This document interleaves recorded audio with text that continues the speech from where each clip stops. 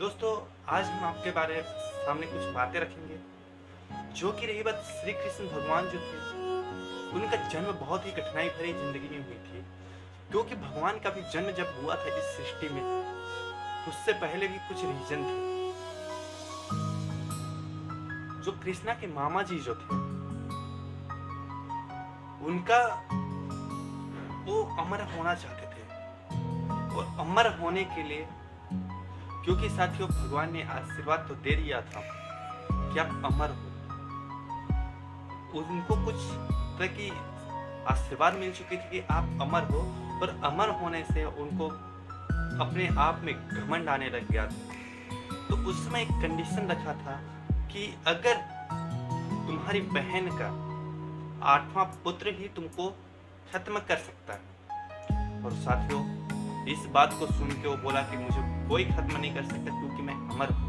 क्योंकि जिसने अपने आप को अमर होने की कोशिश करी है, उसकी इस दुनिया से, इस सृष्टि से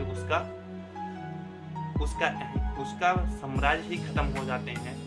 क्योंकि भगवान जो थे, उन्होंने आशीर्वाद तो दे दिए थे, एक शब्द बोले थे कि आपकी बहन का 8वां पुत्र जो होगा, देवकी है, देवकी उनकी बहन थी, उनका 8वें पुत्र का ये आपका संहार कर सकता है, आपको मार सकता है। तो यह बात सुन के उसके अंदर इतनी डर बैठ गई, वो अमर होने से ज्यादा डरने लग गया। और डरने से क्या होती है आपको पता है, इंसान डरने से आधा मर जाता है, आधा मर जाता है। क्योंकि डर उसको दिन ब दिन सताने लगा। तो उसने क्या किया कि अपनी बहन देवकी को अपने यहाँ के कारागाह, क्योंकि राजा था, उसके कारागाह में उसको कैद कर दिया। और जब उसे पता चला कि अभी देवकी एक बच्चे को जन्म देने वाली है, तो उसके पास जाता और अपने हाथों से उन बच्चों को मारता। क्योंकि ऐसा एक बार नहीं, एक बार हुआ, 2 बार हुआ, 3 बार हुआ, 4 बार हुआ, 5 बार हुआ, 6 बार हुआ, 7 बार, इस तरह से लगातार बच्चे को मारते मारते 7वां हो गया। अब वो दिन आ ही गई जिस दिन कृष्ण भगवान का जन्म होने वाला था। आपको जान के हैरानी होगी, इस बात की आगाह तो देवकी माँ को भी पता चल गया था कि रही बात मेरे यहाँ भगवान का जन्म हो रहा है, लेकिन किसी को पता नहीं होता कि भगवान का ही जन्म हो रहा है। तो उनको आके तरह तरह के जो हमारे जो थे भगवान थे, वो आके संकेत दिया करते थे।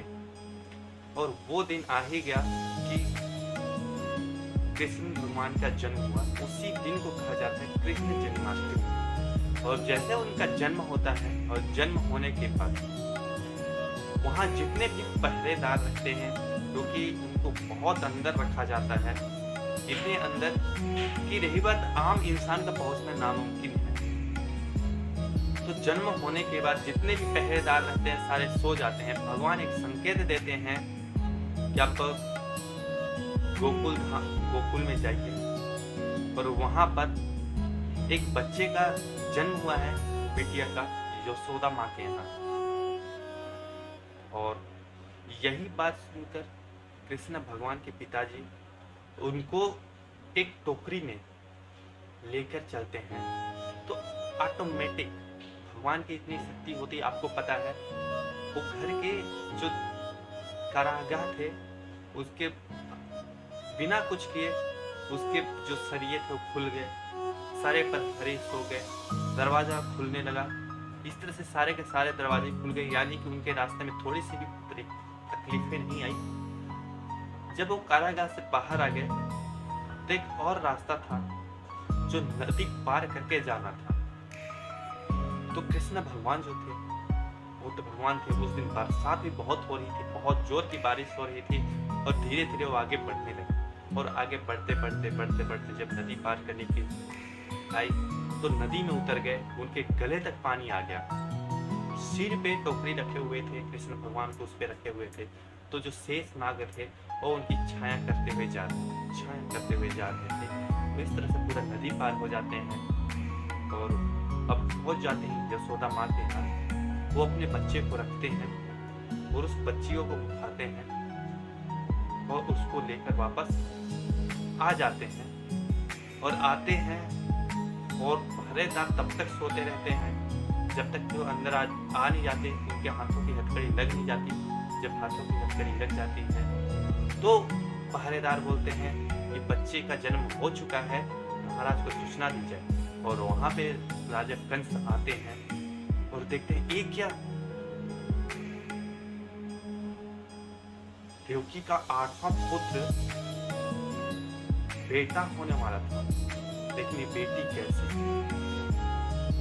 बहुत पूछने की कोशिश कर रहे हैं लेकिन नहीं बताया गया, क्योंकि उनके माँ बाप पिता को पता था कि अगर हम इसे भी बता देंगे तो वो उस तरीके से जान को मौत के घाट उतारते हैं।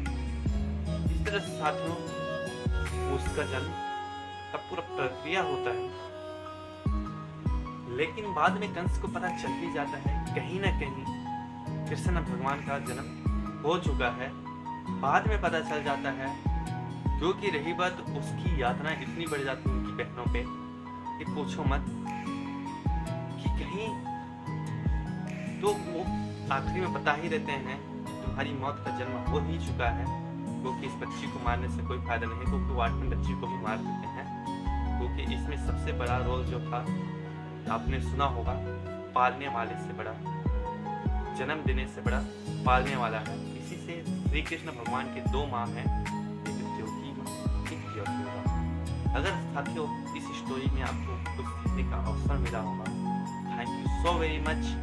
अगर वीडियो आपको अच्छा लगा होगा तो वीडियो को लाइक करें, चैनल को सब्सक्राइब करें और बेल आइकन दबाना बिल्कुल ना भूलें। साथियों इसी तरह से लेटेस्ट वीडियो आपके लिए लेके आते रहेंगे। Thank you so very much. जय हिंद, जय भारत।